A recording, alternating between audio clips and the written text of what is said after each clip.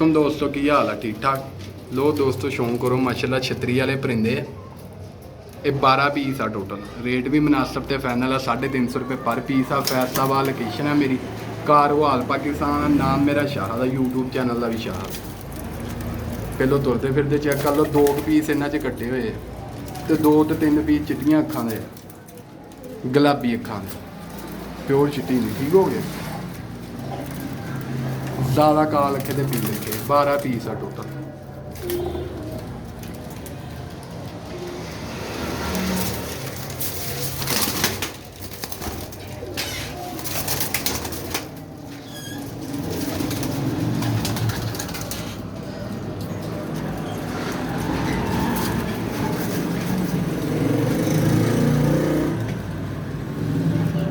P लिखा नारा काली पीली अख का। ठीक हो गया जी।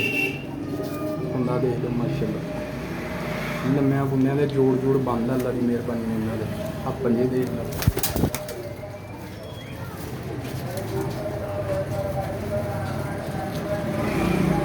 चिट्टियां अखां दी मत अख देख लो माशाल्लाह। कुंडा देख लो, दो भी बंद है। आ पंजे देख लो।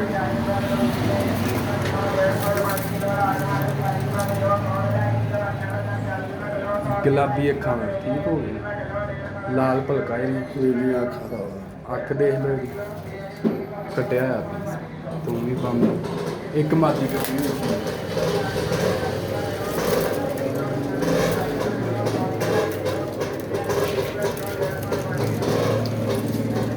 चिट्टियां अखां। ठीक हो गया दोस्तों। अख का शौक कर लो।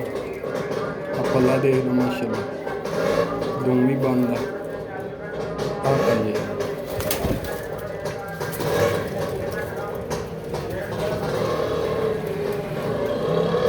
पी लखा नारा। कुंडा देख लो माशाल्लाह, दो भी बंद है। आ पंजे देख लो। पर कुंडे का अख का शौक भी कराता वा। इन्हों च बीमार फीस कोई नहीं है, ना किसी झोला झोला, ना किसी की अख शक होती है।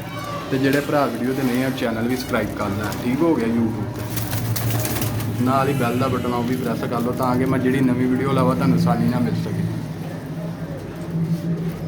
उम्मीद करता कि भरावां ने शौक कर लिया होना। अल्लाह खैर करिए। इंशाल्लाह फिर तुहाडी खिदमत दोबारा हाज़र होवांगा। ओके जी।